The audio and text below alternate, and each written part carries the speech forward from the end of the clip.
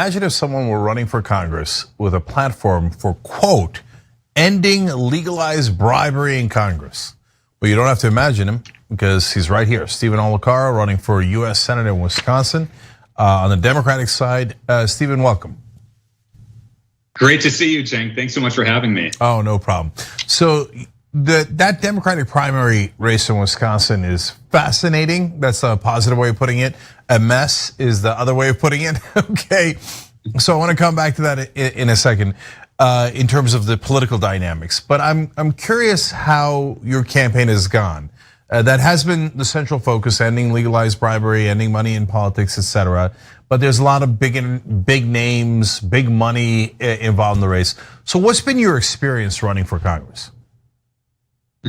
Well, as we've talked about in prior forums, the press, the corporate media, and the corporate Democrats are all colluding together to make this not a real race. And they see that our message of ending legalized bribery and getting big money out of politics as my first piece of legislation is resonating, it's connecting, and they're doing everything they can to silence our voices.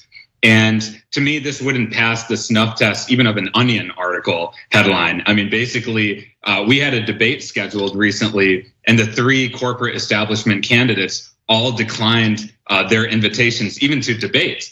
And you know as well as I do, Cenk, that the corporate press looks at money as their number one determinant in reporting on races.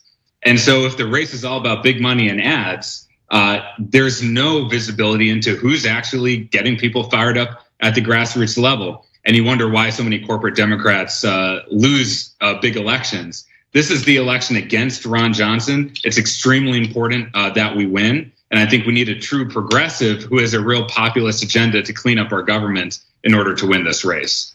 So I remember we had a debate when I ran for Congress, and the Democratic favored candidate, the establishment candidate, didn't show up. And the crowd was like booing her. It was amazing. All the other candidates spoke out against her. And the headline in the corporate media was, smaller candidates criticize Christy Smith, who's out doing the people's business. Okay, I mean, the fact she claimed that she was in the state legislature at the time, and that's why she couldn't be there, is a total lie, fabrication, easily disproved, right? But no, they're just going to frame everything in favor of the established candidates. So now, Steven, it's one thing when you hear it from the outside; it's another thing when you live it. So yes. Even having talked about it, were you still surprised at how significant the bias in the press was?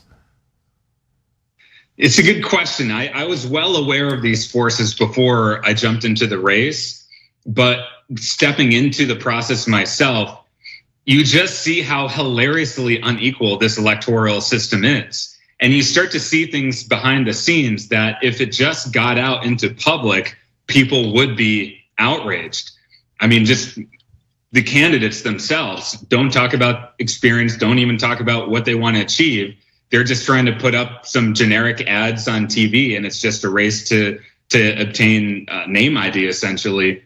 And seeing more behind the scenes, also how the corporate media is involved in all of this was shocking. For example, this is one of the most important Senate races in the country. In fact, the balance of the US Senate could hinge on this race. So I assumed that there would be many candidate forums, multi-candidate events, debates, that the media would be covering that. And frankly, they haven't. To date, this campaign's been going on for over a year now.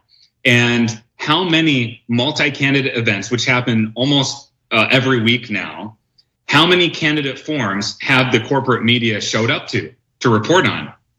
Zero. And they admit that themselves. And then as we already talked about, there have been, not only in the first debate did they cancel it because not enough people showed up. Of course, we still showed up there.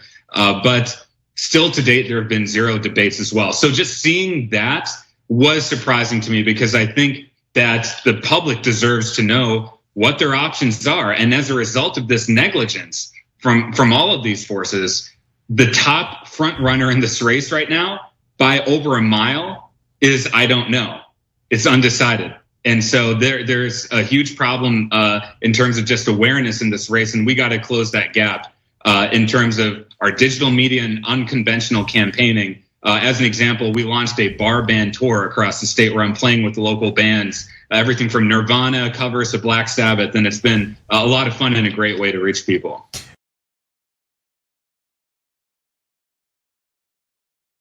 The website, by the way, is StevenOlikara.com, and we'll put the link down below too. So, Steven, one last thing about the media, and there it is. We're showing it to you so you know how to spell it too. There's a mythology in the media that elections are about a battle of ideas, and that you run and a corporate Democrat runs and another progressive runs, and then you guys all had a debate, and then the people of Wisconsin decided that they liked the other person's ideas rather than they like your ideas. Now, how ridiculous is that now that you've lived it? You would hope that it's a battle of ideas. You'd hope that we have a real democracy. But we don't. We have a race to be a corporate telemarketer in Congress. And I'm serious about that. And, to me, if I'm a voter, I'm thinking to myself, we go through this process every 2 years and we get all riled up around different issues. There's a huge race to fundraise, and then nothing gets done on the other side of that. And at a certain point, you have to call on this process. And that's what we're doing in this campaign. And although the corporate media doesn't want to have a real debate of ideas, we are able to mobilize a lot of people at the grassroots level. And here's one thing they don't want to tell you, but we've found abundantly on the campaign trail.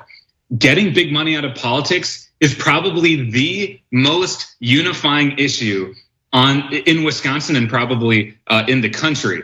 The only people who are against this agenda are really the corporate elites in both parties. But I can tell you, whether I'm talking with progressives in Madison, Wisconsin, or one of my favorite events was up in Neelsville at a veterans memorial where no one there was a Democrat, but a lot of people who are disaffected Republicans. They were just as fired up about this agenda as Madison progressives were. So this is a movement whose time has come, and they just got to give us the mic. And I appreciate platforms like this to be able to get the message out there. Yeah, there is this great dichotomy that it is the one issue that unites the whole country, and the one they are most animated by, and the one covered the least by the press. That's just amazing. So that's when you know the game is actually rigged, right? Yeah. And so we can get into why and how on another day. But speaking of bringing people together, you tried something called the Reunited States, where you were trying to bridge political and racial divides before you ran for Senate. I'm curious, in this incredibly divided US, how did it go? So I think, this is a documentary film that's out there which highlighted my work with the Millennial Action Project, working with millennial and some Gen Z elected officials across the country and having community level conversations about the real issues.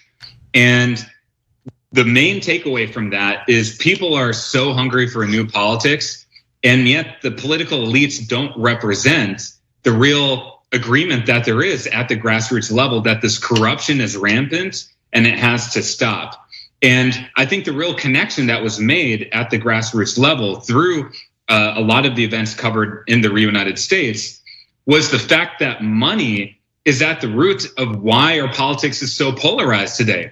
Because the number one way that you can raise a lot of money for your campaign and for a political party is just by dehumanizing a bunch of people and not really saying what you're for. And even people who are reasonable in person, I'm sure you've met elected leaders like this, Cenk. In private, they're so reasonable. And then in public, they go absolutely wild. And the reason why they do that is because of the money and the endless desire to fundraise. And so, to your point, it's extremely challenging because of the systemic forces in our politics. But at the same time, I saw a very promising consensus at the grassroots level to create a more dignified and honest kind of politics. Yeah, well, look, if the press would ever give the mic to anyone running on corruption as their top issue, they'd win in a landslide. But the press will not do it under penalty of law. The only time that anybody broke through a little bit was Elizabeth Warren when she was running on corruption and legalized bribery. She even used those words at the presidential level. And you know what happened? She instantly became #1 in the field. And then the Democrats yelled at her and she stopped talking about it and she slid into oblivion.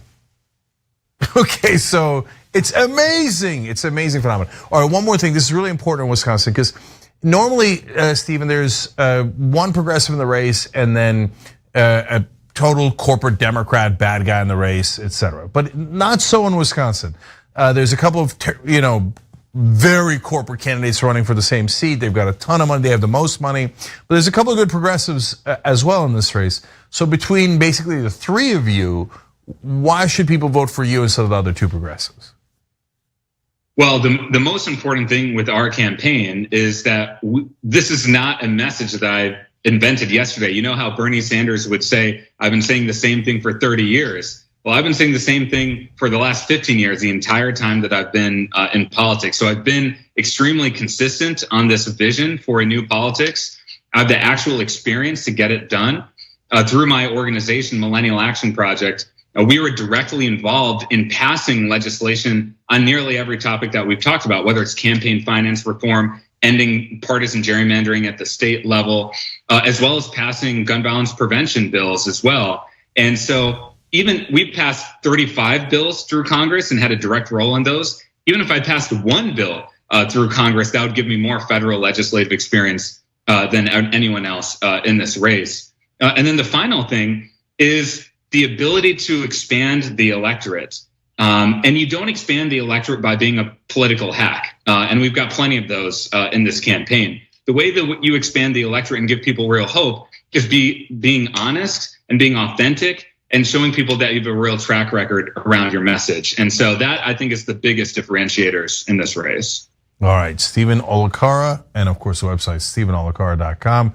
Thank you so much for joining us and for having the courage to put yourself out there and run. We appreciate it.